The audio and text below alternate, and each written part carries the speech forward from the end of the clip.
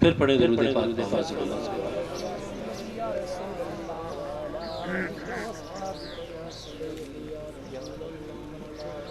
الحمدللہ رب العالمین وحمد الشاکرین وافضل الصلاة وافضل السلام علی سید المرسلین خاتم النبیین اکرم الاولین والآخرین قائد الغر المحجلین نبی الحرمین امام القبلتین سید القونین وسیلتنا فی الدارین صاحب کعبہ قوسین محبوب رب المشرقین ورب المغربین المزین بکل زین المنزہ من کل شین جد الحسن والحسین نبی الانبیاء عظیم الرجاء امیم الجود والعطاء ماہ ذنوب والخطاء شفیع یوم الجزاء سر اللہ مغزون در اللہ مکنون عالم ما کان وما یکون نور الافئدة والعیون سرور القلب المحزون سیدنا و نبینا و ملجانا و مولانا و آقانا و مرشدنا حبیبنا و طبیبنا و وکیلنا و کفیلنا و عوننا و معیننا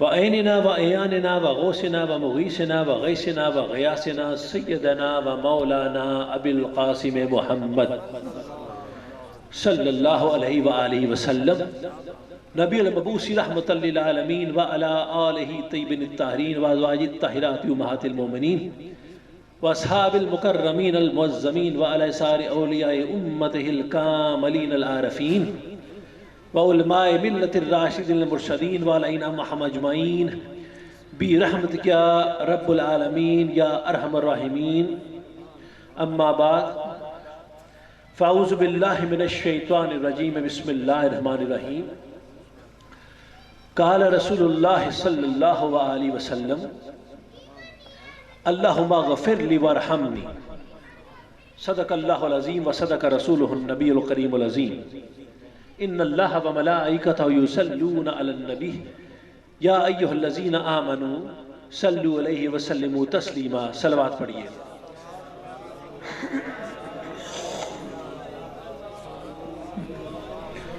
میں صاحبان ذی شعور، صاحبان فکر، صاحبان شوق، صاحبان طریقت کو، صاحبان محبت کو، عدم خردگان نگاہ محبت کو دل کی عطا گرائیوں سے آج پھر خلفائے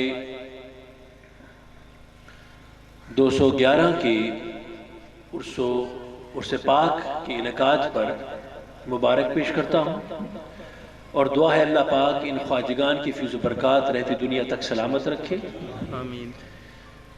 اور حضور ختم مرتبت اپنی رحمتوں کا سایہ آپ کے سروں پر سلامت تا قیامت رکھے اور وہ قاضی الحاجات ذات آپ کے گھروں میں جانے سے پہلے آپ کی حاجت روائی فرمائے۔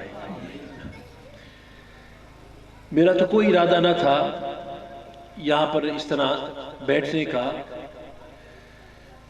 توقع تھی کہ شاید کوئی علامہ صاحب تشریف لائیں گے اور ان کے بیان سے ہم بھی مستفید ہوں گے، آپ بھی ہوں گے۔ اب معاملہ یہاں بن پڑا کہ حادثاتی طور پر مجھے بٹھا دیا گیا ہے، تو دعا ہے کہ اللہ پاک اس حادثاتی فیض کو بھی جاری فرما دے اور وہ اپنی بارگاہ میں اسے شرف قبولیت عنایت فرمائے، ہم سب کا مل بیٹھنا بھی قبول فرمائے۔ کوئی روایتی انداز میں تقریر نہیں ہے، چند کلمات درسی انداز میں آپ کی بارگاہ میں ہدیتاً پیش کرنے ہیں۔ میں نے حضور کی ایک حدیث پاک کو ہدیہ کرنے کا شرف حاصل کیا، مختصر سی حدیث جس میں حضور نے فرمایا دعا کرتے ہوئے کہ اللہم اغفر لی وارحمنی، یا اللہ میری مغفرت فرما اور مجھ پر رحم فرما۔ اسی حدیث کے ذیل میں رہتے ہوئے آج مغفرت کے حوالے سے، چونکہ مغفرت کی محفل ہے، پاکوں کے توسل سے مغفرت کی محفل ہے، اصال ثواب کی محفل ہے، سو اس حوالے سے مغفرت سے متعلق چند گزارشات پیش کر کے ہم مقام دعا کی طرف چلیں گے۔ سوالے کی وقار آپ جانتے ہیں کہ میرے اللہ نے حجۃ الوداع کے موقع پر مفسرین نے بیان کیا، محدثین نے بیان کیا کہ جو سب سے آخری آیہ کریمہ میرے نبی پر نازل فرمائی وہ یہ تھی کہ الیوم اکملت لکم دینکم واتممت علیکم نعمتی، آج کے دن ہم نے تمہارا دین تمہارے لیے کامل کر دیا اور تمہاری نعمت کو تم پر مکمل کر دیا۔ سامعین وقار، یہ اب گفتگو درسی انداز میں ہے، روایتی بیان آپ نے سن رکھے ہوں گے۔ اکثر نے کہا کہ یہ آخری وحی تھی جو حضور پر آئی، لیکن بعض مفسرین اور محدثین کا یہ بھی خیال ہے کہ یہ آخری آیہ کریمہ نہ تھی، بلکہ جو آخری سورہ میرے نبی پر نازل فرمایا گیا وہ سورہ نصر تھا۔ وہ کیا تھا؟ سورہ نصر۔ سورہ نصر کیا ہے کہ اذا جاء نصر اللہ والفتح ورأیت الناس يدخلون فی دین اللہ افواجا فسبح بحمد ربک واستغفر انہ کان توابا۔ حبیب جب تم دیکھے کہ جھنڈ کے جھنڈ دین اسلام میں داخل ہو رہے ہیں اور جب اللہ تجھے طاقت دے تو اے حبیب تو اپنے رب کے حمد کی تسبیح بیان کر اور تو اپنے پروردگار سے مغفرت طلب کرتا رہے اور تو اپنے اللہ سے توبہ کرتا رہے۔ یہ وہ آخری پیغام تھا جو بعض مفسرین اور محدثین کے نزدیک میرے مصطفیٰ پر نازل کیا گیا۔ اس کے بعد سلسلہ وحی کو ختم کر دیا گیا، اور اس آخری وحی کے اندر سورہ نصر میں میرے نبی کو دو پیغامات دیے گئے۔ پہلا پیغام کہ حبیب تو اپنے رب کی حمد کی تسبیح بیان کر۔ دیکھیے، خدا کی حمد کی تسبیح بہترین وہ ہے کہ جو انسان اپنے سجدے میں ادا کرتا ہے۔ توجہ ہے آپ کی؟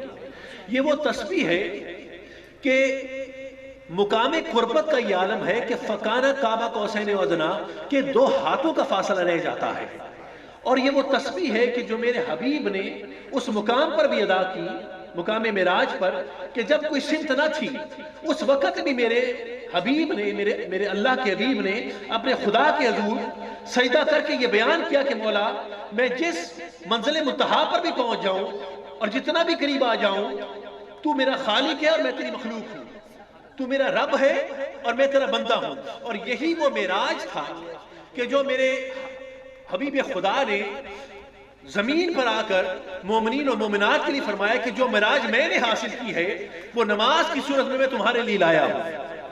سو نماز وہ بہترین حمد ہے اور وہ بہترین تسبیح ہے جو بندہ اپنے پروردگار کے حضور کرتا ہے۔ سو دوسرا پیغام کہ حبیب تو اپنے پروردگار سے مغفرت طلب کرتا رہے۔ اب انسان کی زندگی کا اگر مشاہدہ کریں تو ان دو حقیقتوں کے درمیان ہے، ایک سجدہ اور ایک مغفرت۔ توجہ ہے آپ کی؟ یہ کچھ تبلیغی سے اور تمہیدی سے کلمات ہیں۔ اس کے بعد میں اپنے مغفرت کے موضوع کی طرف آتا ہوں۔ انسان کی زندگی دو حقیقتوں کے درمیان ہے، ایک اس کے حضور سجدہ کرنا مقام بندگی میں، اور دوسرا اس سے ہمیشہ مغفرت طلب کرتے رہنا، اس کو غفور الرحیم جان کر اس کے مغفرت کے فیض کو اپنی طرف سمیٹتے رہنا۔ انسان کی زندگی دو حقیقتوں کے درمیان بستی ہے۔ اب مغفرت کی بات سنیے، سجدے کی بات پھر کبھی کریں گے۔ لوگ سمجھتے ہیں کہ مغفرت سے مراد شاید صرف اللہ سے توبہ کرنا ہے، یہ غلط ہے۔ مغفرت کے مفہوم بنیادی طور پر صرف خدا سے توبہ کرنا نہیں ہے، بلکہ توبہ مغفرت کے وسیع سمندر میں ایک چھوٹے سے ندی نالے کی حیثیت رکھتی ہے۔ مغفرت کا سمندر بہت وسیع ہے، یہ بہت بڑا ہے، اس کے اندر توبہ کی حقیقت سب فقط ایک ندی نالے کی طرح ہے۔ مغفرت کے بنیادی اور کلی مفہوم یہ ہے کہ خدا کی رحمت کو اپنی طرف آواز دینا۔ توجہ ہے آپ کی؟ خدا کی رحمت کو اپنی طرف اٹریکٹ کرنا، خدا کی رحمت کو اپنی طرف کھینچنا، بلانا، یہ مغفرت کے وسیع مفہوم ہے۔ حضرت علی کرم اللہ وجہ الکریم اور حضرت نوح علیہ السلام دونوں کا یہ طریقہ تھا کہ جب بھی کوئی سائل ان کے پاس کوئی عرض لے کر آتا تو سب سے پہلی دعا اس کو مغفرت کی بتاتے تھے کہ تو اپنے اللہ سے استغفار کر۔ اور سورہ نوح کے اندر جناب نوح علیہ السلام کے یہ ارشادات موجود ہے کہ جب بھی کوئی سائل آیا تو آپ اسے استغفار کا کہا۔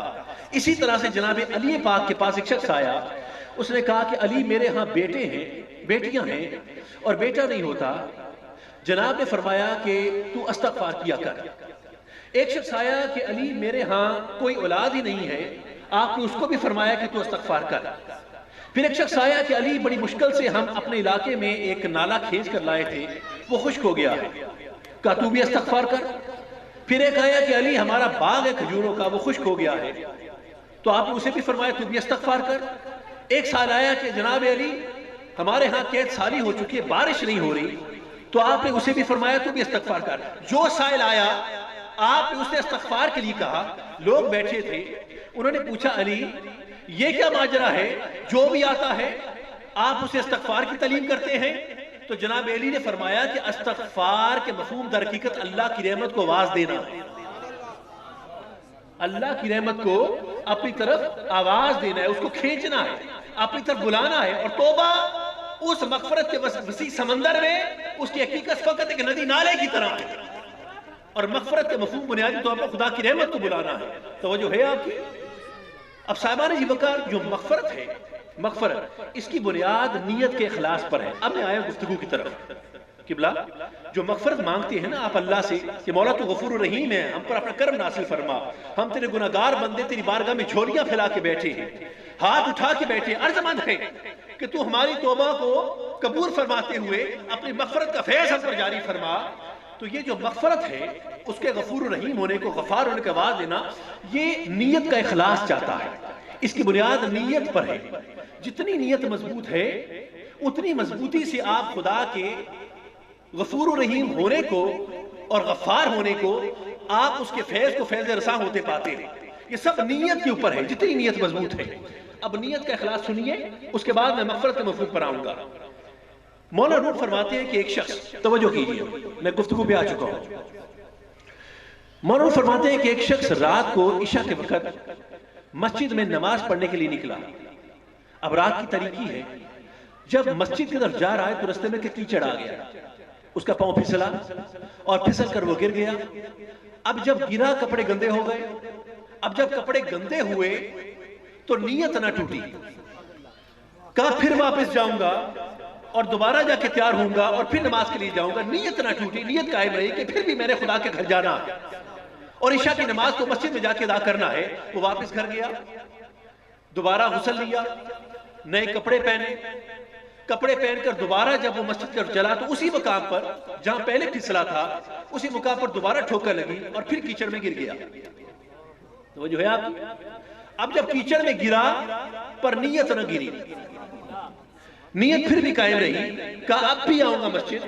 تو واپس گھر گیا، دوبارہ غسل لیا، کپڑے پھر تبدیل کیے اور تبدیل کر کے جب دوبارہ اس مقام پر پہنچا جہاں 2 مرتبہ گر چکا تھا تو کیا دیکھتا ہے کہ وہاں پر ایک شخص چراغ لے کے کھڑا ہے. چراغ لے کر، دیا لے کر روشنی کے لیے ایک شخص کھڑا ہے. اس نے کہا، چراغ والے شخص نے کہا بندہ خدا ٹھہر جا، اب نہ پھسلی، میں تیرے آگے روشنی کرتا ہوں، تو میرے پیچھے آتا جا اور میں تجھے مسجد تک لے جاتا ہوں. اس نے کہا تو تو بڑا خدا تھا، بندہ ثابت ہوا، تم نے مجھ پر اتنی مہربانی کی. اب وہ آگے آگے روشنی لے کے چلتا ہے اور پیچھے یہ نمازی اس کے پیچھے رستہ تلاش کرتا ہے. اب جب مسجد میں پہنچے تو چراغ والا شخص وہی دروازے پہ کھڑا ہو گیا اور وہ جو نمازی تھا وہ مسجد کے اندر چلا گیا.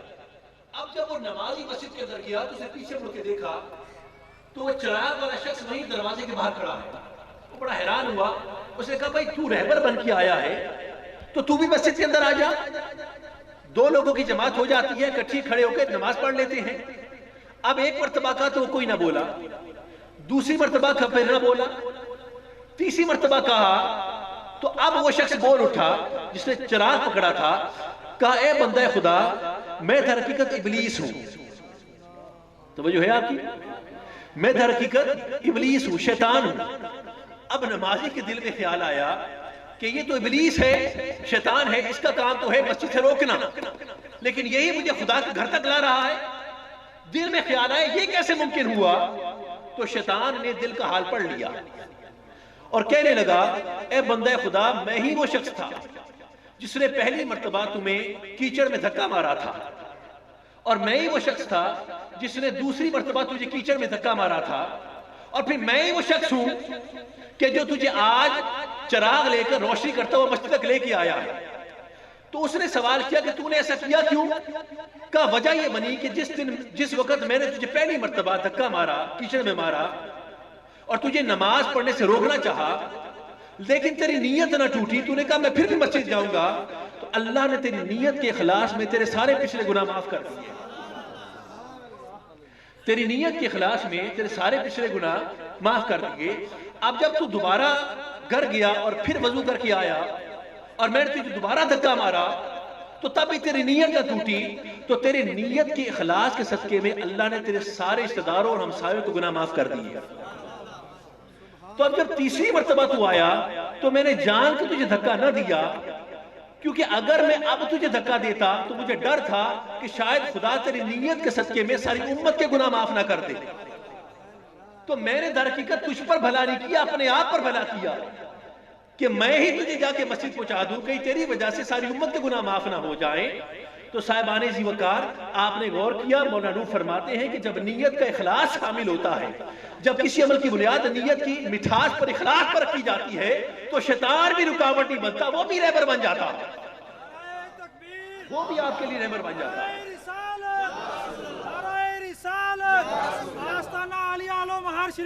اور کسی صوفی نے کہا تھا کہ اگر بندہ مومن ہو تو وہ شیطان کے سینے سے بھی علم کھینچ لیتا ہے، وہ شیطان کے سینے سے بھی علم کھینچ لیتا ہے، اور اگر بندے کی نیت مضبوط ہے، اخلاص مضبوط ہے، تو پھر شیطان بھی رستے کی رکاوٹ نہیں بنتا، بلکہ وہ بھی چراغ لے کر تمہیں مسجد تک پہنچا دیتا ہے۔ یہ تو ہے نیت کا اخلاص۔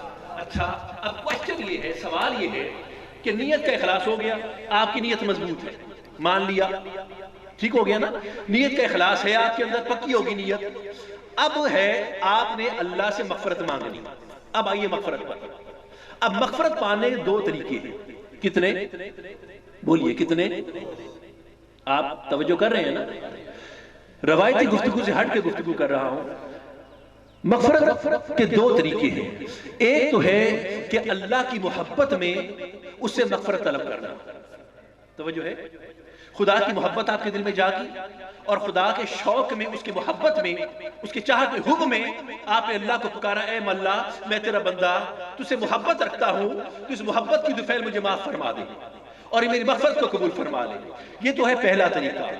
اور دوسرا طریقہ ہے کہ آپ پر خدا کا خوف اتنا طاری ہو جائے، خشیت الہی کی طاری ہو جائے، اور گناہوں سے اور گناہ کرنے سے آپ اتنا خوف کھائیں کہ آپ خدا کے حضور دعا کے لیے ہاتھ اٹھاتے کہ مولا میں تیرے عذاب سے پناہ چاہتا ہوں اور میں جہنم کی آگ سے پناہ چاہتا ہوں، تیرے غضبناک ہونے سے، تیرے جلال سے، تیرے قہار ہونے سے، تیرے جبار ہونے سے میں پناہ چاہتا ہوں، تو میری مغفرت قبول فرما لے۔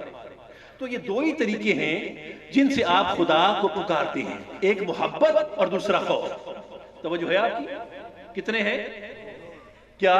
ایک محبت اور دوسرا خوف۔ اچھا، اب دو طریقوں سے آپ خدا کو پکارتے ہیں کہ مولا مجھ پر اپنے مغفرت کا فیض جاری فرما، تو غفور رحیم ہے۔ اب یا تو خدا کو براہ راست پکارا جا سکتا ہے، یعنی کوئی وسیلہ بیچ میں نہیں ہے، آپ کا اور خدا کا ایک رشتہ ہے، آپ نے ڈائریکٹ پکارا خدا کو کہ مولا میں تیرا بندہ تیری بارگاہ میں عرض پیش کرتا ہوں، تو یہ بھی بالکل ٹھیک ہے، خدا اپنے بندے کی بات سنتا ہے، بغیر وسیلے کے سنتا ہے۔ توجہ ہے آپ کی؟ اور آپ نے خدا کو محبت سے پکارا، خدا نے سنا، یا پھر آپ نے خوف سے پکارا۔ دیکھیں دو ہی صورتیں ہوتے ہیں، تیسری کوئی صورت نہیں ہے۔ آپ توجہ کر رہے ہیں؟ دو ہی صورتیں ہوتی ہیں، اگر تیسری ہے تو آپ مجھے بتا دیں، یا محبت ہے یا خوف ہے۔ محبت کا قصہ تو بہت کہیں کہیں ملتا ہے، خوف ہی ہے جس سے ہم اللہ کو پکارتے ہیں۔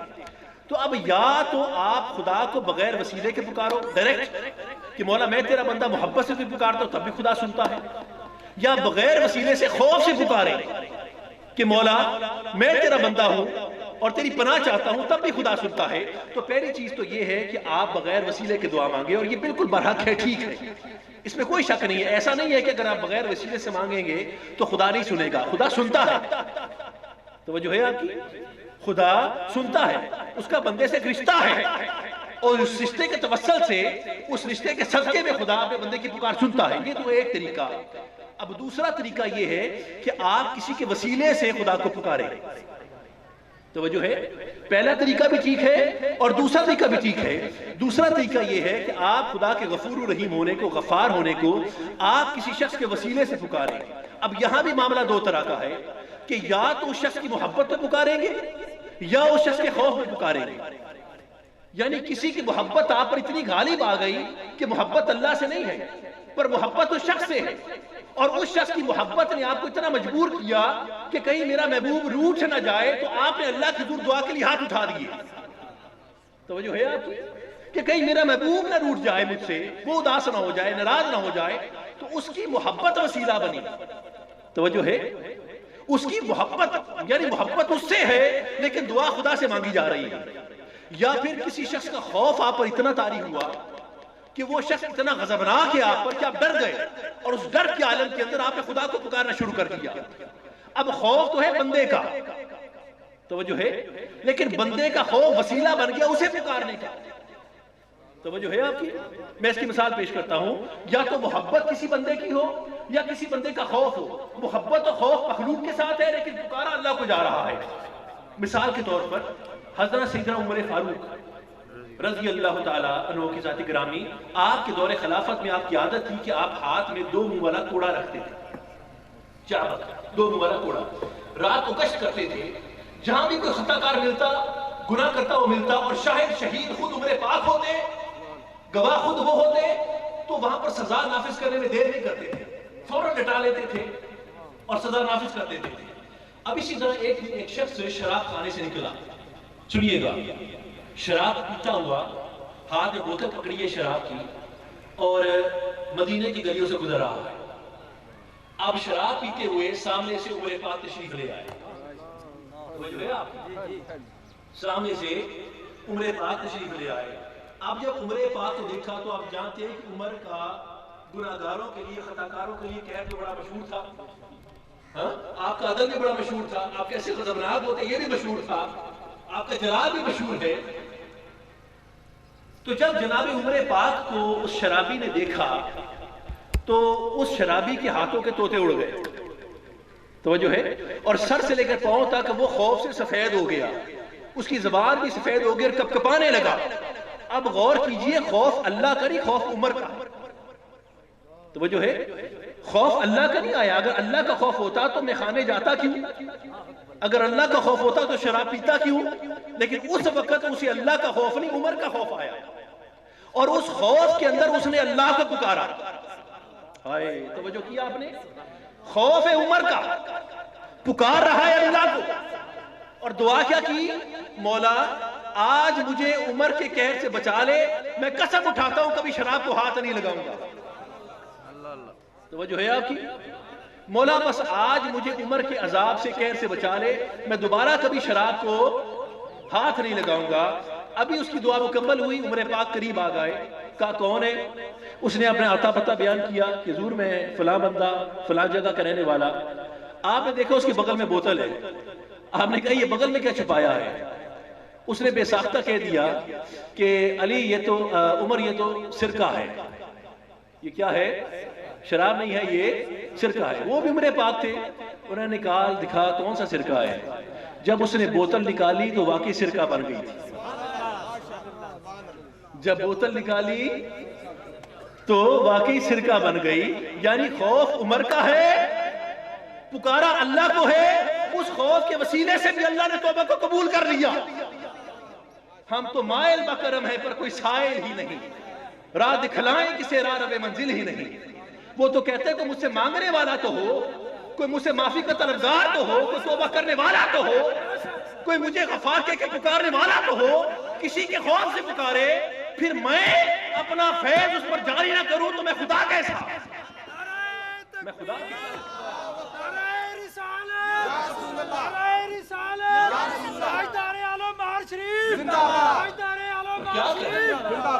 حال یہ ہے، حالت یہ ہے ہماری کہ وہ کہتا ہے کہ ہم تو مائل بکرم ہیں. توجہ ہے؟ ہم تو مائل بکرم ہیں پر کوئی سائل ہی نہیں، کہ میں تو کرم کرنے کے لیے تیار ہوں پر مجھے کوئی سوال ہی ملتا ہی نہیں. کس انداز سے مجھ سے مانگنے والا ہو، راہ دکھلائیں کسی راہ رب منزل ہی نہیں. ارے ہم تو رہبر بننے کے لیے تیار ہیں پر کوئی رستہ مانگنے والا تو نظر آئے، کوئی دل سے پکارنے والا تو ملے. پھر اگر میں اس پر اپنی مغفرت کا فیض جاری نہ کروں تو میں خدا کیسا؟ توجہ ہے آپ کی؟ اچھا، اب اسی طرح سے یہ تو آپ نے خوف کی بات سنی، اب ایک ذرا محبت کی بات سنیے. توجہ ہے؟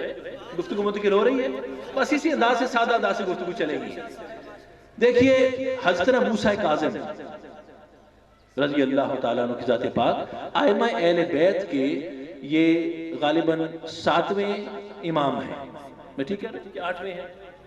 ساتویں آٹھویں امام ہیں حضرتنا موسیٰ کاظم رضی اللہ تعالیٰ عنہ. ہمارے بھی امام ہیں جو نبی کے پیارے ہیں، سب ہمارے ہیں. جو نبی کے پیارے ہیں، جو نبی کے پیارے ہیں وہ سب ہمارے ہیں. ائمہ اہل بیت کے امام حضرت امام موسیٰ کاظم بغداد کے اندر آپ کے دور کے اندر ایک اللہ کے ولی گزرے ہیں. خوف کی بات سنی نا آپ نے، اب ذرا محبت کی بات سنی. ان کا نام تھا حضرت بشر حافی. کیا نام تھا؟ بشر حافی. آپ نے علماء سے منبر پر اکثر ان کا نام سنا ہوگا. ایک ولی گزرے ہیں بشر حافی. بغداد میں ان کا مزار بھی ہے.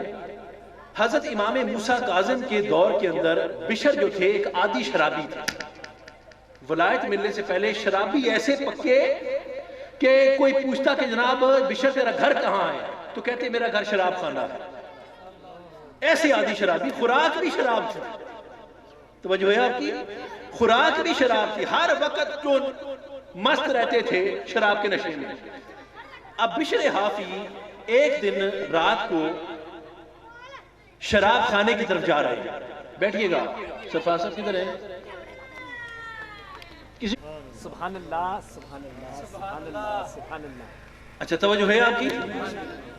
کیا نام ہے؟ حضرت بشر. عادی شرابی ہیں، شراب کا نشہ بھی ہے اور رات کو گھر سے نکلے شراب پینے کے لیے. سن رہے ہیں میری بات؟ سنیے گا، مزیدار بات ہے. رستے کے اندر ایک ان کو زمین پر گرا ہوا کاغذ ملا. اس کاغذ پر لکھا تھا اللہ کا نام. اس میں ذات لکھا تھا، اللہ کا نام لکھا تھا. اب جب انہوں نے اللہ کا نام زمین پر گرا ہوا دیکھا تو ان کے دل کے اندر اللہ کے نام کی محبت جاگ اٹھی.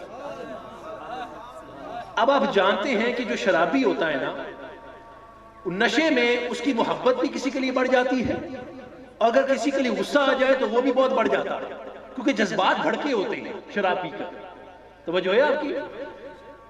اب میں تو جانتا نہیں ہوں، شاید کوئی جانتا ہوگا. توجہ ہے آپ کی؟ اب جذبات بھڑکے ہوتے ہیں. اس بھڑکے جذبات کے اندر حضرت بشر نے جب دیکھا کہ اللہ کا نام زمین پر گرا ہے تو اپنی عربی زبان ہے، میں آپ کو اردو میں بتا رہا ہوں، اٹھا لیا اور اسے چومنے لگے. ہائے میرے اللہ کا نام زمین پہ گرا ہے، ہائے میرے سونے اللہ کا نام گرا ہے، ہائے میرے پیارے اللہ کا نام گرا ہے، ہائے میرے محبوب اللہ کا نام گرا ہے، ہائے میری پاک ذات کا نام زمین پہ گرا ہوا ہے. آپ نے فوراً کاغذ کو اٹھایا، چومنے لگے، ساری مٹی اتارنے لگے.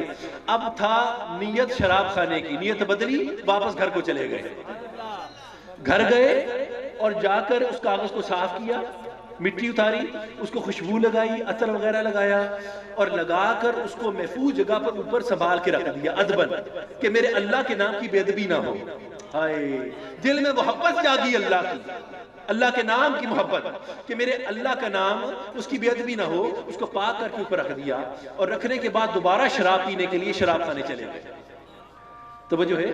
شراب پینے کے لیے دوبارہ شراب خانے چلے گئے. اب جب گئے اور شراب پی کر مست ہو کے گر گئے تو اللہ پاک نے امام وقت پر، حضرت امام موسیٰ کاظم پر یہ الہام کیا. توجہ کی؟ یہ بشارت بھیجی. ولیوں پر الہام ہوتا ہے، ولیوں پر بشارتیں بھیجی جاتی ہیں. آپ نے ان پر الہام کیا کہ موسیٰ کاظم بشر حافی کو جا کر میرا پیغام دے، بشر کو میرا پیغام دے کہ اس نے جو میرے نام کے ساتھ محبت کی ہے اور ادب دکھلایا ہے، اس ادب کی توفیل میں اس کے سارے پچھلے گناہ معاف کر دیے ہیں.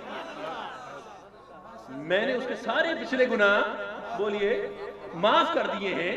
اب امام وقت امام موسیٰ کاظم اب اس کے گھر گئے، کہا بشر کدھر ہے؟ اس نے کہا جا کے دیکھیے، وہ تو کہیں میخانے میں نشے میں گرا پڑا ہوگا، نشے میں دودھ چور ہوگا، یہاں کیا لینے آئے ہو؟ وہیں جاؤ.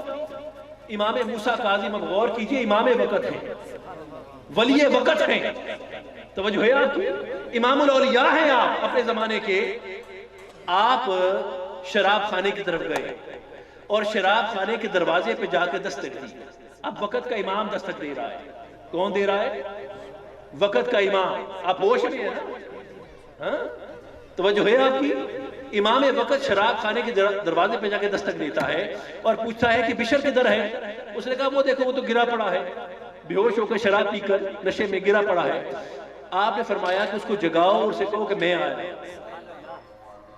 اس نے جا کر بشر کو ہوش میں لائے اور ہوش میں لانے کے بعد کہا کہ تجھ کو ملنے آیا ہے. وہ دروازے پہ گئے تو پوچھتے ہیں کہ کیسے آئے ہیں؟ کہا کہ تو نے آج کوئی ایسا کام کیا کہ تیری محبت اللہ کے لیے جاگی ہو؟ کہا ہاں، آج میں جب آ رہا تھا شراب خانے کی طرف تو مجھے کاغذ گرا ہوا ملا جس پہ اللہ کا نام تھا. میں اس کو اٹھا کر گھر لے گیا اور صاف کر کے پاک کر کے اس کو سنبھال کے آیا ہوں. تو امام موسیٰ قاضی فرماتے ہیں کہ میں اللہ نے تجھے بشارت بھیجی ہے، میرے ذریعے تجھے بشارت بھیجی ہے کہ تو نے جو اللہ کے نام کا ادب کیا ہے، احترام کیا ہے، اس کی دفعہ اللہ نے تیرے سارے گناہ معاف کر دیے ہیں، تجھے بخش دیا ہے. جب بشر نے یہ بات سنی تو بشر کے پاؤں کانپنے لگے، فوراً سجدے میں گر گئے اور گر کر عرض کیا مولا میں ساری عمر تیرا نافرمان رہا، تیری شریعت کی دھجیاں اڑاتا رہا اور ایک عارضی نشے میں دھت رہا، لیکن تو اتنا کریم، اتنا مہربان کہ سارے گناہ معاف کرتے ہوئے میری ایک وقت کی محبت کو قبول کر لیا. تو بشر اس وقت ننگے پاؤں تھے. کیا تھے؟ پاؤں میں جوتی نہیں تھی. انہوں نے اسی وقت نیت کی کہ میں شراب کو کبھی ہاتھ نہیں لگاؤں گا، اور یہ وہ وقت تھا کہ جب اللہ کی سلامتی اوپر نازل ہوئی اور انہوں نے منزل ولایت پر پہلا قدم رکھا. اب بشر نے کہا کہ چونکہ مجھ پر اللہ کی سلامتی ننگے پاؤں کی حالت میں آئی ہے، اس لیے میں ساری عمر کبھی جوتی نہیں پہنوں گا، میں ساری عمر کبھی جوتی نہیں پہنوں گا. عربی زبان میں ننگے پاؤں والے شخص کو کہتے ہیں حافی. کیا کہتے ہیں؟ حافی. اس لیے آپ کا نام ہی پڑ گیا بشر حافی، آپ کا نام ہی پڑ گیا بشر حافی. تو آپ غور کریں کہ عادی شرابی ایک وقت کے اندر اللہ کی محبت دل سے کرے، اس کے سارے پچھلے گناہ معاف ہو جاتے ہیں. ارے تم تو محفلیں سجا کے بیٹھنے والے ہو، تم تو جمعہ پڑھنے آئے ہو، تم تو علیہ کورس منانے آئے ہو. اگر تم دل سے اپنے خدا کی محبت لے کر اسے پکارو گے تو وہ کیوں نہ غفور رحیم ہو کر اپنا فیض تم پر جاری فرمائے گا. اور کیا کریں؟ اللہ اکبر یا رسول اللہ یا رسول ہم تو مائل مکرم ہیں. رکاوٹ کیا ہے کہ ہم تو مائل مکرم ہیں پر کوئی سائل ہی نہیں. راہ دکھلائیں کسے؟ راہ روے منزل نہیں. کوئی مانگنے والا تو حسین صاحب، کوئی جھولی پھیلانے والا تو ہو، کوئی تکرار کرنے والا تو ہو. جیسے بچہ ماں کے آگے کرتا ہے، روتا ہے، بلکتا ہے، کبھی روٹی کے لیے، کبھی نیند کے لیے، کبھی خوراک کے لیے، کبھی کپڑوں کے لیے، کبھی تعلیم کے لیے گڑگڑاتا ہے، روتا ہے. خدا فرماتا ہے مانگنے والا تو ہو، مجھ سے مانگے تو صحیح، پھر میں اس پر فیض جاری نہ کروں تو میں خدا کیسا؟ توجہ ہے آپ کی؟ اسی طرح سے غور کیجئے گا، روم کے ایک دربار میں، روم کے ایک مندر میں، روم کے ایک، یہ بنی اسرائیل کی حدیث ہے ایک وقت کی. بیٹا آپ کدھر جا رہے ہیں؟ وضو کے چکر میں یہ گفتگو نہ سن پائیں یہ میں گوارا نہیں کرتا. جب نماز کا وقت ہوگا تو آپ پھر وضو کیجئے گا. توجہ ہے آپ کی؟ آپ کا وضو میری ذمہ داری ہے. ممبر پر بیٹھ کے کہہ رہا ہوں. مجوسی، جانتے ہیں مجوسی کو؟ روم کا ایک مندر ہے، بنی اسرائیل کی قوم کا. حدیث پاک ہے ایک مندر کے اندر بت کے سامنے بیٹھے 40 سال سے 40 ایئر سے ایک وظیفہ کر رہا ہے، یا سنم یا سنم یا سنم یا سنم یا سنم. اب بت کے سامنے بیٹھا وظیفہ کیا ہے؟ بولو نا، یا سنم یا سنم یا سنم. اور تم تو یا اللہ کرتے نہیں ہو، وہ تو یا سنم سنم بت کے سامنے بیٹھا کر رہا ہے. اور اتنا مضبوط نیت ہے، کہا میرا بت سنے نہ سنے میرے سے پکارنا ہے، چاہے مر جاؤں اس کے قدموں میں، ختم ہو جاؤں، یہ سنے نہ سنے، لیکن میں نے وظیفہ کرنا ہے. مطلب نیت مضبوط تھی پر عمل غلط تھا. توجہ ہے؟ نیت تھی اس کی کہ اس کو پکاروں گا، لیکن رستہ غلط اپنایا ہوا ہے. اب ہوا کیا کہ 40 سال بعد وظیفہ کرتے ہوئے شفیع صاحب غلطی سے زبان پھسلی. یا سنم سنم وظیفہ کرتے زبان پھسل نہیں جاتی، لڑکھڑا گئی، زبان پھسل گئی. اور جیسے زبان پھسلی تو یا سنم کرتے نکل گیا یا سمد. کیا نکلا؟ یا سمد. سمد کیا ہے؟ اللہ سمد، بے نیاز. خدا فرماتا ہے میں بے نیاز ہوں. جیسے ہی خدا کا نام غلطی سے زبان سے نکلا، آسمان پر کھلبلی مچ گئی. خدا نے فرمایا لبیک لبیک لبیک، بول میرے بندے، بول میرے بندے، بول میرے بندے. جبرائیل، میکائیل، اسرافیل سارے بھاگے کہ مولا کس کی آواز پر لبیک کہہ رہا ہے. ساری دنیا کو چھان مارا. عرض کی خدایا ہم نے سارے صاحب کتاب کے مدرسوں کو دیکھا، عبادت گاہوں کو دیکھا، کلیسا دیکھے، گرجا گھر دیکھے، کہیں تیرا بندہ خلوص سے پکارتا نظر نہیں آیا اور تو لبیک کہہ رہا ہے. تو میرے اللہ نے فرمایا اے فرشتوں تمہارا علم ناقص ہے، تم جہاں دیکھتے ہو وہاں نہیں ملے گا. یہ روم کے مندر میں بیٹھا بت کے سامنے 40 سال سے یا صنم وظیفہ کر رہا تھا، آج غلطی سے کہہ دیا یا صمد. تو ہاں میں صمد ہوں، ہاں میں بے نیازی ہوں، ہاں میں تخت بے نیازی پر بیٹھا فیصلے کرتا ہوں. میں چاہوں تو اس عالم بے نیازی میں اس کی 40 سال کی خطاؤں معاف کر دوں اور ایک وقت کا محبت سے پکارنا قبول کر لوں. اور ہم کیا کریں؟ ہم تو مائل بکرم ہے پر کوئی سائل ہی نہیں. راہ دکھلائیں کسے راہ روے منزل ہی نہیں. وہ تو کہتا ہے کہ پکارنے والا ہوں غلطی سے پکار لے، بھول چوک کے پکار لے کہ یا اللہ میری مدد فرما دے، میری مغفرت قبول فرما لے. پھر خدا کا فیض رسانہ ہو تو وہ خدا کیسا؟ توجہ ہے آپ کی؟ اس کی شانی کرینی کیسے؟ لیکن پکارنے والا ملے تو صحیح، جھولی پھیلانے والا ملے تو صحیح، مانگنے والا تو ملے تو صحیح، دروازے پر دستک دینے والا بھکاری تو کوئی بن کے آئے، پھر سخی دروازہ نہ کھولے اور جھولیاں نہ بھر دے تو وہ خدا کیسا؟ توجہ ہے آپ کی؟ ہم تو مائل بکر ہیں پر کوئی سائل ہی نہیں.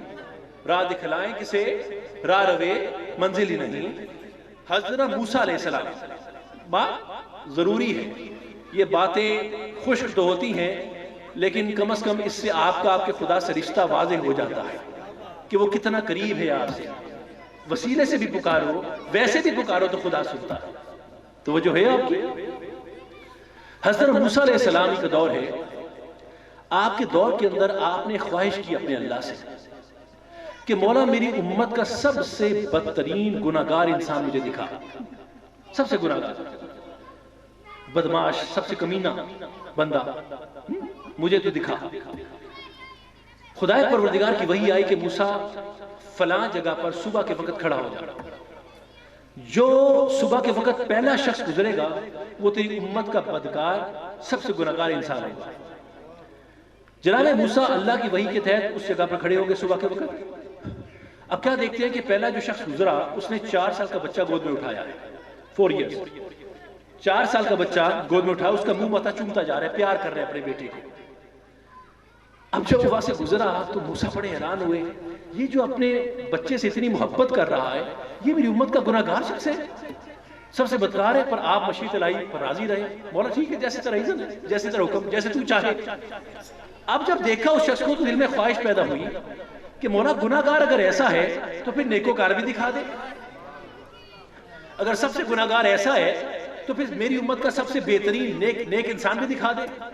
خدا کی وحی آئی، موسیٰ اسی جگہ پر جہاں تو آج کھڑا ہے شام کو اسی جگہ پر دوبارہ کھڑا ہوگا، اور شام کے وقت جو پہلا شخص گزرے گا تیری امت کا سب سے نیک انسان ہوگا، بہترین انسان ہوگا.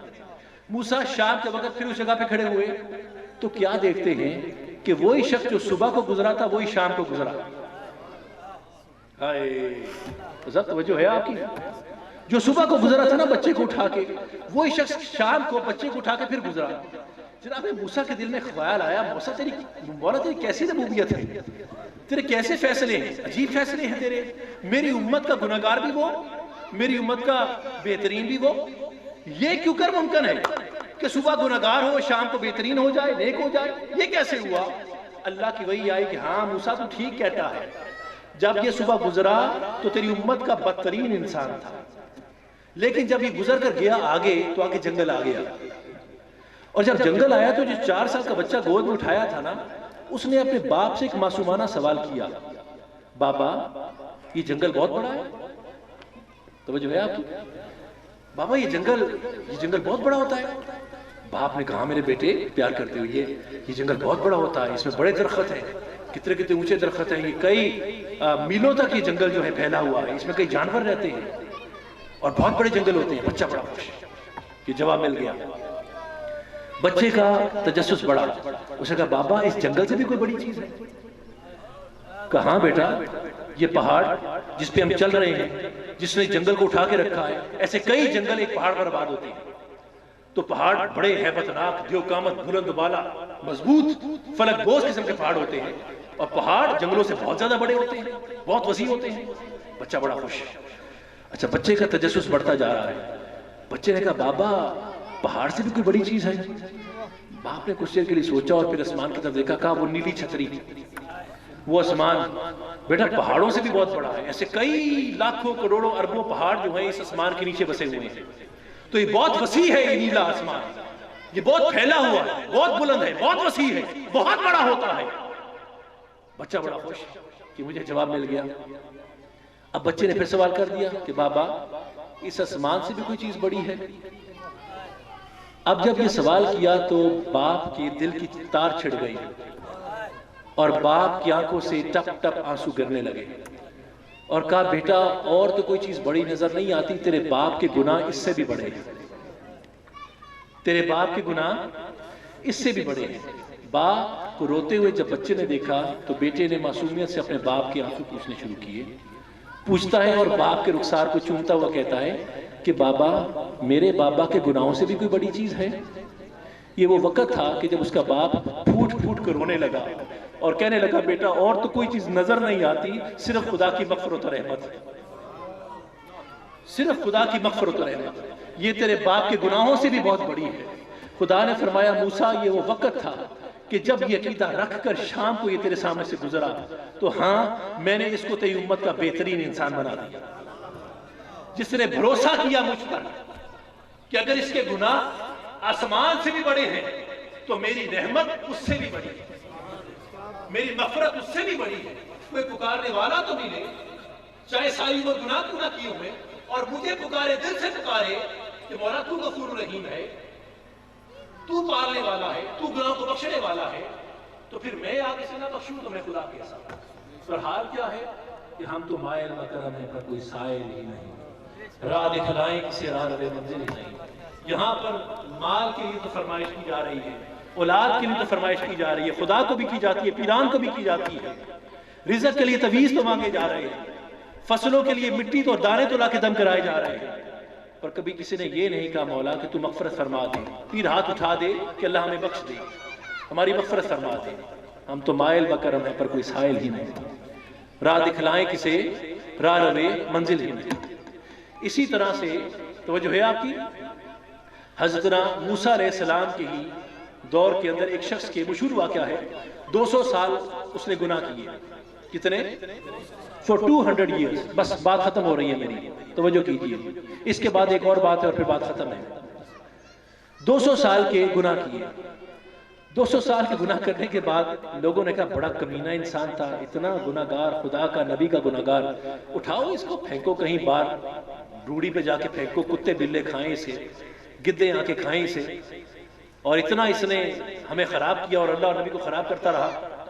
تو جب لوگ اسے باہر پھینک کے آ گئے اور کوئی جنازہ پڑھانے والا نہ تھا تو خدا نے اپنے موسیٰ پر وحی کی کہ موسیٰ کوئی جنازہ نہیں اس کا پڑھا تھا، تو جنازہ پڑھا۔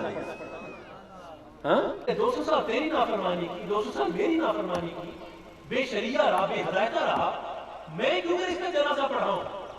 تو آگے سے خدا نے وحی کی موسیٰ بحث نہ کر، میں ہوں سمد، تخت بے نیازی میں بیٹھا ہوں، میں چاہوں تو اس کے 200 سال کا گناہ معاف کر دوں اور ایک وقت کی نیکی قبول کر دوں۔ موسیٰ حیران ہوئے کہ مولا وہ کیسی نیکی ہے کہ تو نے 200 سال کا گناہ معاف کر دیے اور ایک نیکی کو قبول کیا؟ ہاں موسیٰ، جس وقت یہ تیری کتاب پڑھتا تھا اس کتاب میں میرے آخری نبی احمد مرسل کا نام آتا تھا تو یہ اٹھا کر ہونٹوں سے لگا لیتا تھا، ہونٹوں سے لگا کے چوم لیتا تھا۔ مجھے اس کی ادا اتنی پسند آئی کہ اپنے حبیب کی محبت کے توسل سے میں نے اس کے 200 سال کے گناہوں کو معاف کر دیا۔ یعنی خوب نام محمد ہے اے مومنوں، جس میں نکتہ بھی رب کو گوارا نہیں، خود خدا نے نبی سے یہ فرما دیا جو تمہارا نہیں وہ ہمارا نہیں۔ تو کسی کا خوف وسیلہ بنتا ہے اس سے مغفرت کا، اور کبھی کسی کی محبت وسیلہ بنتی ہے اس سے مغفرت کا۔ توجہ ہے، یہ جو ساری گفتگو میں نے شروع میں بیان کیا، آپ اس پہ غور کیا؟ یہ بات ٹھیک ہے کہ نہیں ٹھیک ہے؟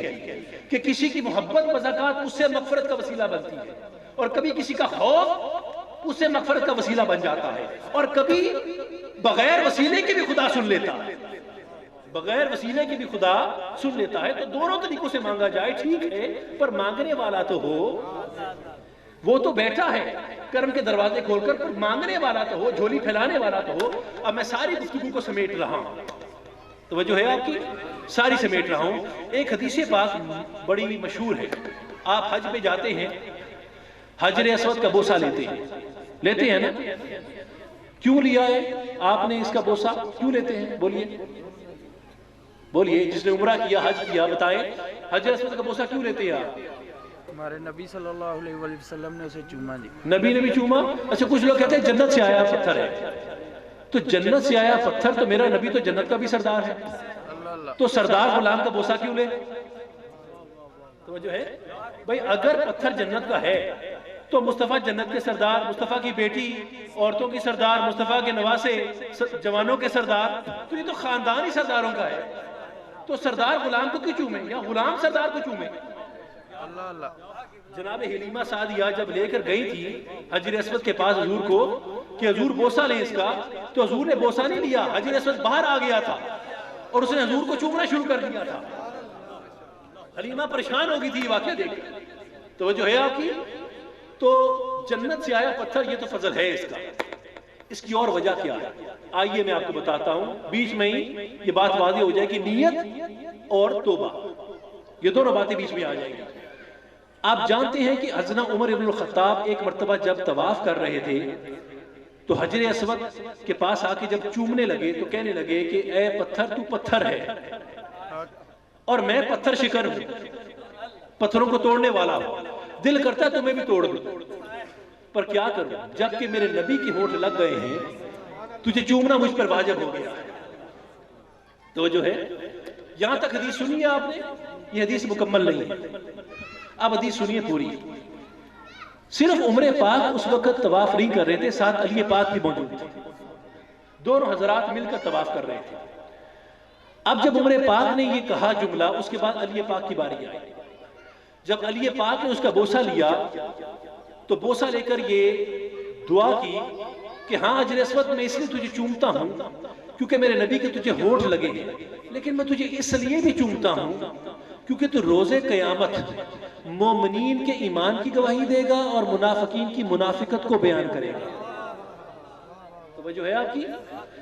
تجھے اس لیے بھی چومتا ہوں کہ روز قیامت تو مومنین کے ایمان کی گواہی دے گا اور منافقین کی منافقت کو بیان کرے گا۔ اس پر جناب عمر پاک نے علی پاک سے سوال کیا کہ یہ کیسے ممکن ہے علی پاک، میں تو صرف نسبت رسول کی وجہ سے چومتا ہوں اور وجہ کچھ نہیں ہے۔ تو آگے سے علی پاک نے فرمایا کہ عمر پاک، ہم اسے چومتے ہیں نبی کی نسبت کی وجہ سے، پر نبی نے کیوں چوما یہ بھی تو دیکھنا ہے۔ سبحان اللہ۔ تو جو ہے آپ کو نبی نے کیوں بوسہ لیا یہ بھی تو دیکھنا ہے۔ پھر فرمایا اس کا ایک فضل تو آخرت میں ہے کہ یہ مومنین کے ایمان کی گواہی دے گا اور منافقین کی منافقت کو بیان کرے گا۔ دوسرا فضل یہ ہے کہ دنیا میں، سننا، دنیا میں اگر کوئی شخص خالص نیت سے اسے نہیں چومتا، جاتا ہے لیکن توبہ اس کی خالص نیت سے نہیں ہے، مغفرت مانگتا ہے پر خالص نیت سے نہیں مانگتا کہ ایک دفعہ چومتا ہوں پھر جا کے گناہ کروں گا، دوبارہ کے پھر چوم لوں گا، پھر گناہ معاف کرا لوں گا، تو فرماتے ہیں کہ وہ جیسے ہی اس کو ہاتھ لگاتا ہے، نیت کا اخلاص نہیں ہے، ایسا شخص اگر اس کو ہاتھ لگاتا ہے تو اللہ دوسروں کے گناہ بھی اس کے نامہ اعمال میں ڈال دیتا ہے۔ توجہ ہے آپ کی؟ یہ علی پاک کا قول سن رہے ہیں آپ؟ دوسروں کے اعمال بد بھی اس کے نامہ اعمال میں، یعنی اس کے گناہوں کو دگنا کر دیتا ہے۔ اور اگر کوئی خالص مغفرت کی نیت سے جاتا ہے کہ مولا پھر کبھی آؤں نہ آؤں، میری توبہ قبول کر لے، میں بڑا گناہگار ہوں، میں بڑا کمینہ ہوں، میں دنیا کی حرص و حوث میں مبتلا رہا ہوں، آج تو نے کرم کیا، بلاوا دے دیا تو میں آ گیا، اب میں نے سخی کے دروازے کو کھٹکھٹایا ہے، میں حجر اسود کو وسیلہ بنا کر دعا کرتا ہوں مولا میری توبہ قبول کر لے، تو اللہ فرماتا ہے اگر خلوص نیت سے اس کو ہاتھ لگائے گا تو اللہ اس کے اعمال خیر میں بھی دگنا اضافہ کر دے گا۔ توجہ ہے آپ؟ تو آپ نے غور کیا کہ اللہ تم سے کچھ نہیں چاہتا، دو ہی چیزیں چاہتا ہے، یا تو نیت مضبوط رکھو، دوسرا گناہگار بھی ہو تو اس سے پکارنا نہ چھوڑو، اس سے مانگنا نہ چھوڑو کہ ہم تو مائل مکرم ہیں پر کوئی سائل ہی نہیں، راہ دکھلائیں کسی، راہ روے منزل ہی نہیں۔ تو مقام مغفرت کے لیے دو چیزیں شرط ہیں، کتنی؟ دو، ایک آپ کی نیت کا اخلاص ہو، اور دوسرا پیش نظر خدا کی مغفرت اور رحمت ہو۔ گناہ یہاں تک بھی کیوں نہ ہو، گردن تک بھی پہنچ نہ گئے ہو، خالص نیت سے پکارو گے، توبہ کرو گے، اسے بلاؤ گے کہ مولا میں تیرا بندہ، خدا کی قسم، اس ممبر کی قسم، خدا تمہاری دعا کو رد نہیں کرے گا۔ لیکن مثل فرعون نہ کرنا کہ جب غرق ہونے لگا تو اس وقت توبہ کرنے لگا، نہیں، وہ وقت آنے سے پہلے توبہ کر لو، وہ وقت آنے سے پہلے خدا سے معافی مانگ لو، اس کو غفور الرحیم جان کو سے پکار لو۔ تم دیکھنا کہ خدائے پروردگار تمہارے گناہوں کی طرف نہ دیکھے گا، بلکہ تمہاری نسبت دیکھے گا جو حبیب سے ہے، ان پاکوں کی نسبتوں کو دیکھے گا، اور اس محبت کی طفیل اور خود تمہاری بندگی کی طفیل، خدا کی قسم خدائے پروردگار تمہارے گناہوں کو دھو ڈالے گا۔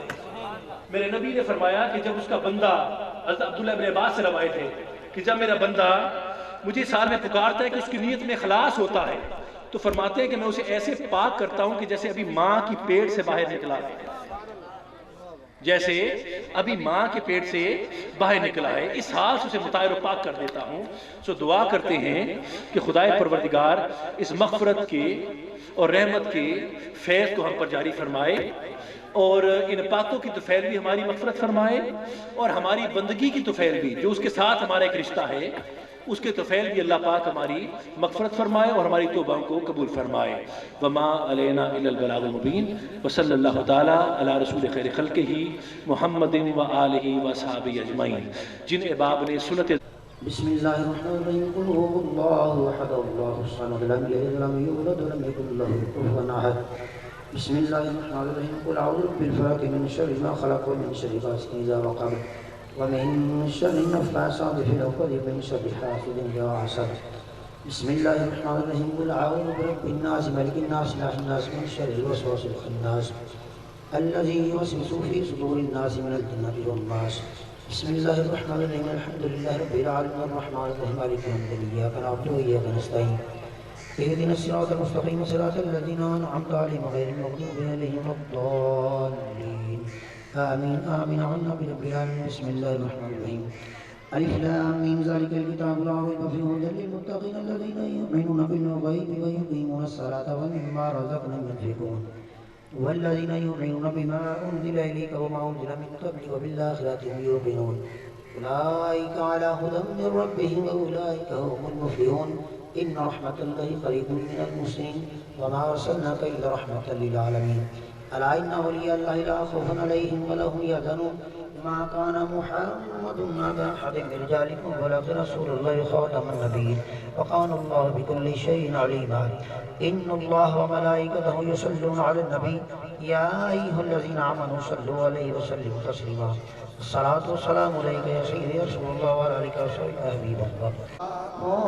سلام شمع بز میں ہدایت پھیلا، سلام شمع بز میں ہدایت پھیلا، امتی امتی لب پہ جاری رہا، امتی امتی لب پہ جاری رہا، ایسے غم خار امت لاکھوں سلام مصطفیٰ جانے رحمت لاکھوں سلام، شمع بز میں ہدایت پھیلا، جس کی ماں فاطمہ اور نانا نبی، جس کا بھائی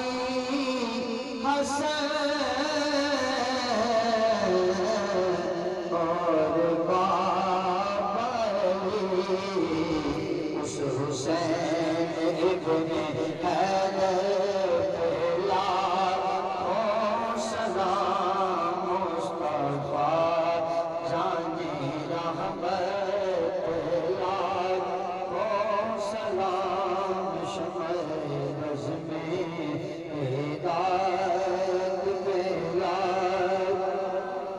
یا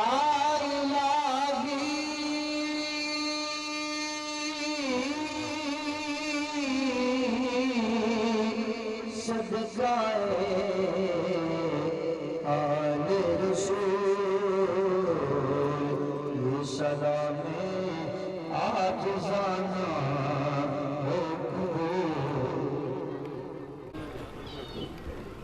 یہ میں نے سپورٹ کیا باعث تمام کے جو سرفراز صاحب اور ان کے رفقا نے دل کی عطا گرائیوں سے اس بارگاہ میں پیش کیا الہی قبول فرما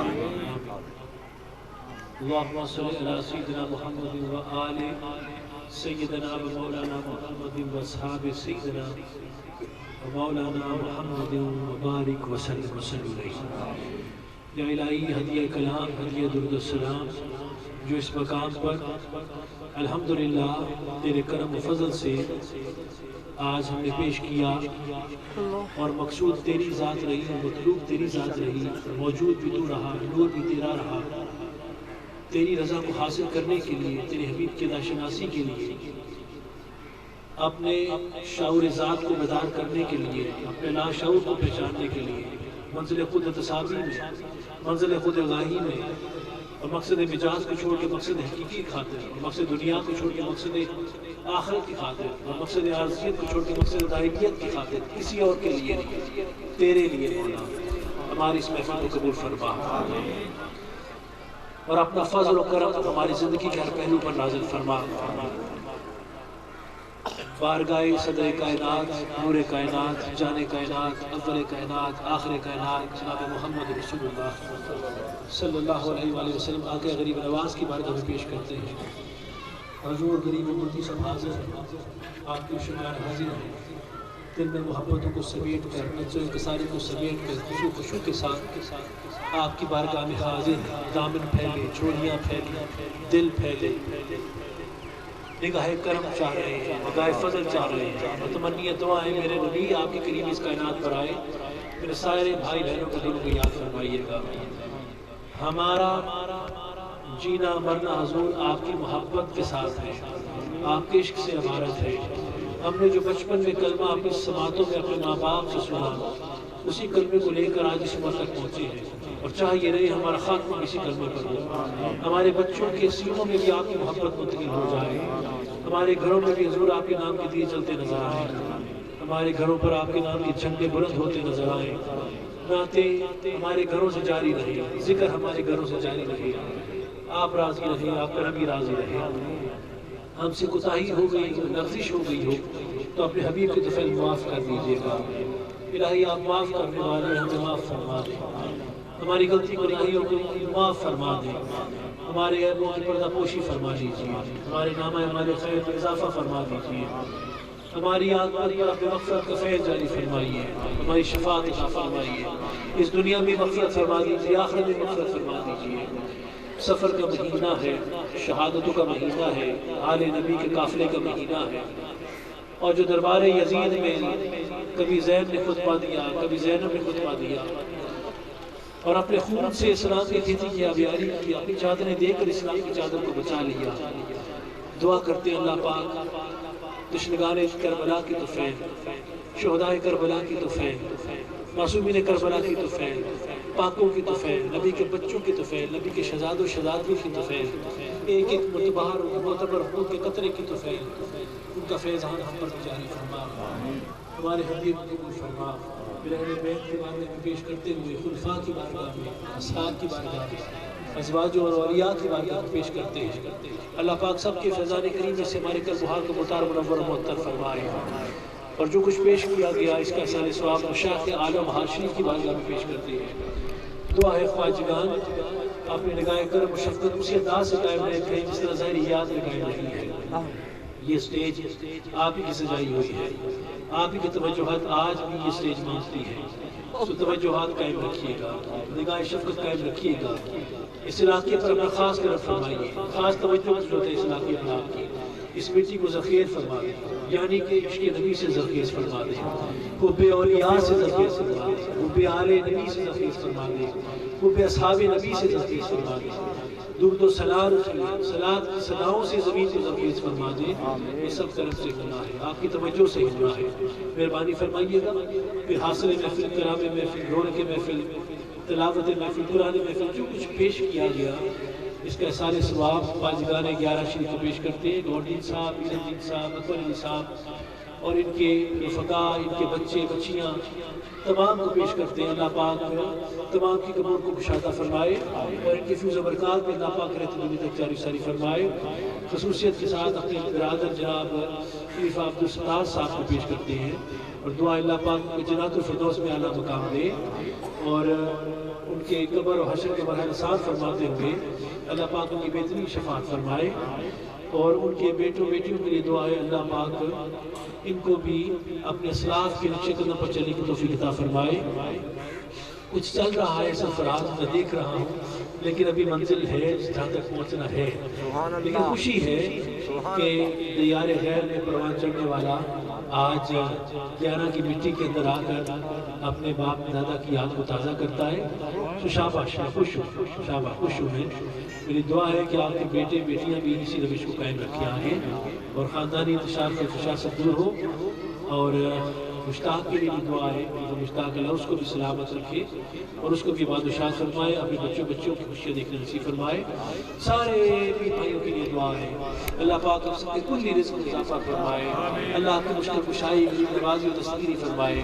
سال بعد بیٹھنا ہوتا ہے، خدا کی قسم ہمیشہ یہ کہہ کر دعا کر کے نکلتا ہوں کہ مولا مجھے ان کے دکھی چہرے نہ دکھائیں، میں جب بھی دوبارہ ان کو دیکھوں تو اس سے مسکراتے نظر آئیں۔ آج پھر سجدہ کر کے سجدہ جمعہ پڑھ کے تیرے حضور ہاتھ ملا کر باوضو رہ کر نیک نیتے رہ کر تیری بارگاہ میں عظمت ہو مولا، ان سب کی مشکلات اٹھا، ان سب کی پریشانیوں کو کافرہ حسینی کی طفیل کاٹنے میں ان سب کی دستگیری فرما، ان سب کی غریب نوازی فرما، ان سب پریشان حالوں کی پریشانیاں نکال باہر کر اور صحت، شفائیں، رزق، جان و مال و عدو سلامتی، اتفاق سنوں کے گھروں میں داخل فرما، جہاں جہاں سے بھی آئے ہیں خیر لے کے واپس جائیں، مرحوم تمنا ہو کے نہ جائیں، مرحوم مراد ہو کے نہ جائیں، سخی کی بارگاہ میں ہاتھ اٹھائے ہیں، تو نے نہ سنا تو کہاں جائیں گے، کدھر منہ دکھائیں گے، کس کا دروازہ کھٹکھٹائیں گے، تیری بارگاہ میں عظمت ہے، کوئی ہمارے کا وسیلہ نہیں ہے، حضور ختم مرتبت کا وسیلہ لے کر حاضر ہو گئے ہیں، یہی ہمارا کلی سرمایہ ہے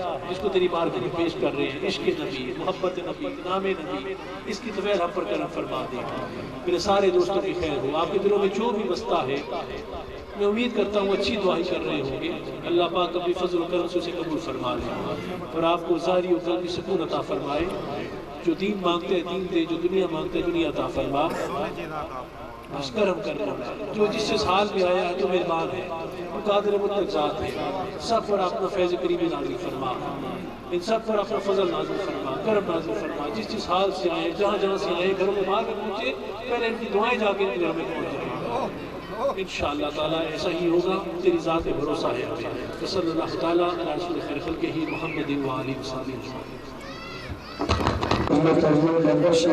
اس جگہ سے اہتمام کیا گیا ہے، سارے دوست کو اس جگہ سے تشریف رکھنی ہے، اس جگہ تو لنگر شریف کا وسیع اہتمام کیا گیا ہے، تھوڑے واسطے نہ جگہ سے تشریف رکھنی حضرات ضروری اعلان سماعت فرمائے۔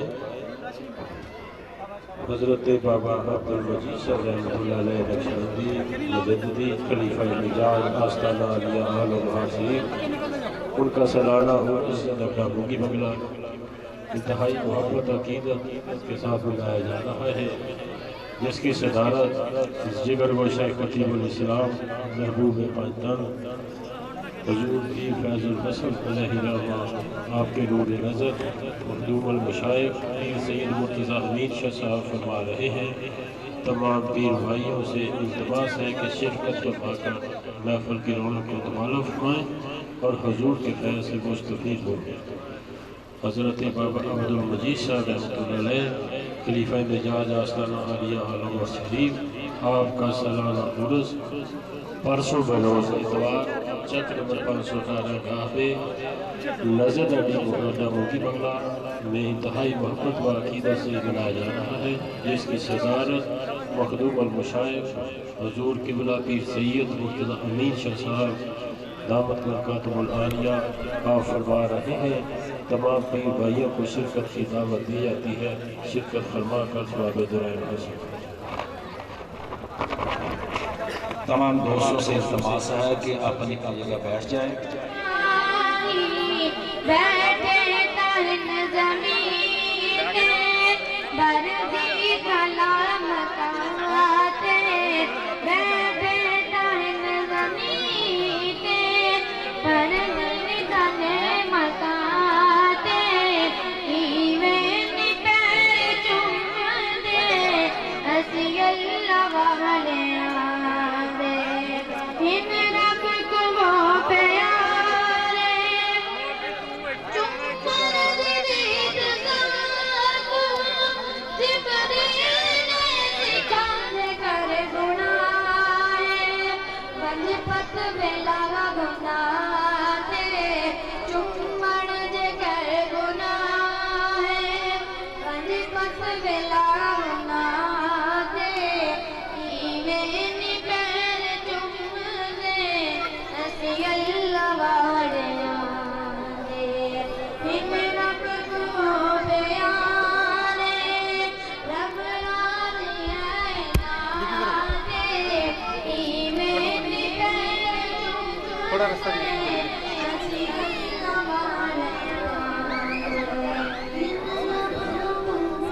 جب آئے تو اندازے سحر کچھ اور تھا، نور سے گالی کرنے والے تمہارے ہی، نور سے گالی کرنے والے تمہارے ہی، نور سے گالی کرنے والے تمہارے ہی، نور سے گالی کرنے والے تمہارے ہی، نور سے گالی کرنے والے تمہارے ہی، نور سے گالی کرنے والے۔ اس کے غلام ہو گئے دنیا کے بادشاہ، میاں اس کے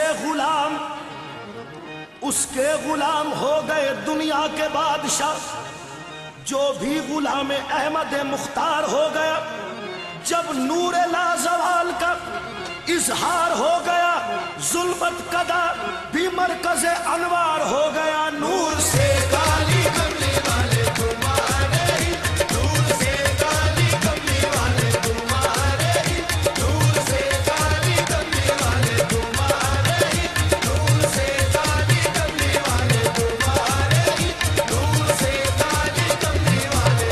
دل کی دنیا ہے آقا، دل کی دنیا ہے، ہمارے دل کی دنیا ہے کہ ہر آن سجی رہتی ہے، آقا دل کی دنیا ہے کہ ہر آن سجی رہتی ہے، اور ان کے آنے کی مجھے آس لگی رہتی ہے۔ میں کہ آوارہ نادان و خطا کار سہی، ان کی نسبت سے میری بات بنی رہتی ہے۔ ارے جن کے دامن میں ہو، جن کے دامن میں ہو سرکار کے در کے ٹکڑے، ان کو پھر کون سی نعمت کی کمی رہتی ہے۔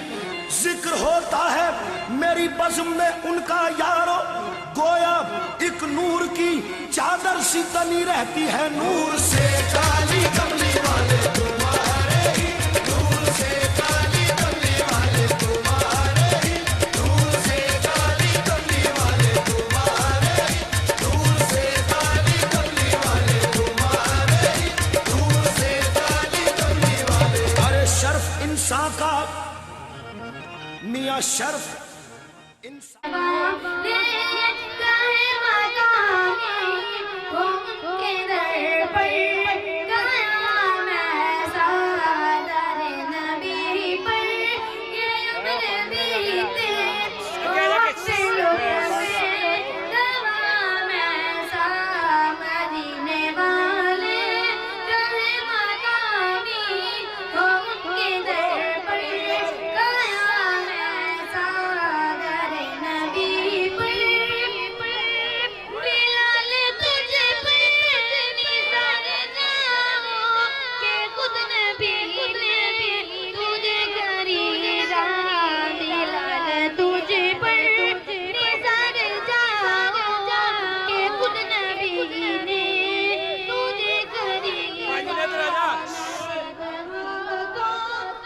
जूनिया हेलो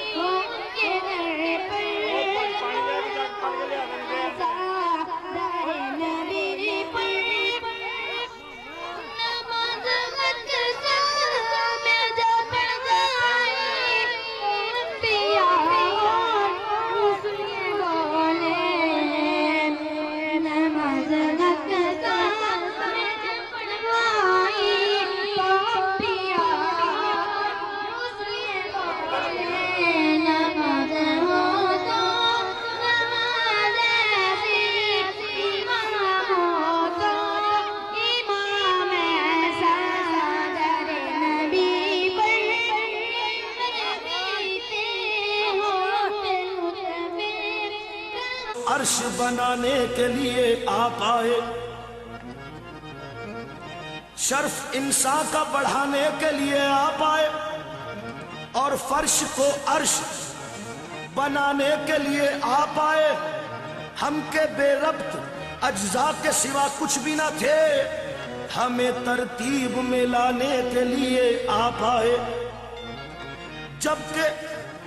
जब सरे दश्त ना थी कोई शनासा आवाज, हमें कुरान सुनाने के लिए आप आए। अब तो माबूद में रिश्ता कोई सदियों से ना था, अरे ऐसे बिछड़ों को मिलाने के लिए आप आए। हर नबूवत के लिए वक्त पे जाना ठहरा, आप आए तो न जाने के लिए आप आए। नूर से काली कमली वाले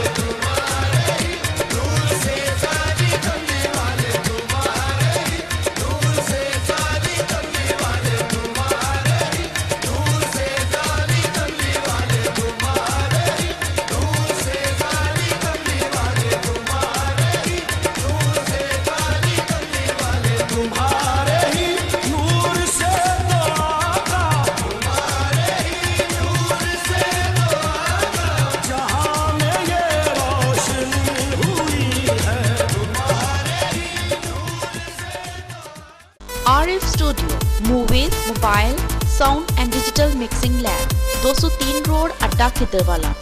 मोबाइल का तसल्ली बख्श काम किया जाता है। वीडियो फिल्म DVD और CD पर करवाएं। फुल HD कैमरा से मूवी बनवाएं। महफिल, शादी, सालगिरह, जलसा, DJ प्रोग्राम, स्कूल प्रोग्राम पर साउंड, मूवी और स्टिल फोटोग्राफी के लिए तशरीफ लाएं। प्रोप्राइटर मोहम्मद आशिक, Mohammad Arif, Mohammad Asif, cameraman Mohammad Nawaz. Arif studio, movies, mobile,